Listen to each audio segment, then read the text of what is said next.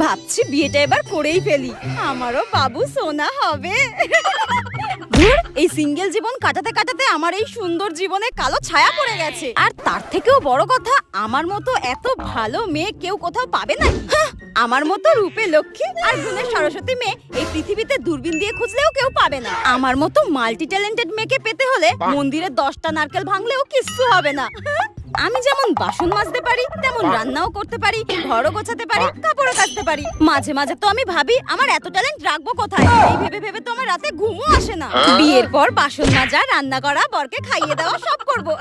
কিন্তু যেদিন থেকে আমার বর আমার গায়ে হাত তুলবে, সেদিন থেকে শুরু হবে ওকে কেলানো। একদম কাপড় কাচার মতো ওকে ধুয়ে রেখে দেবো।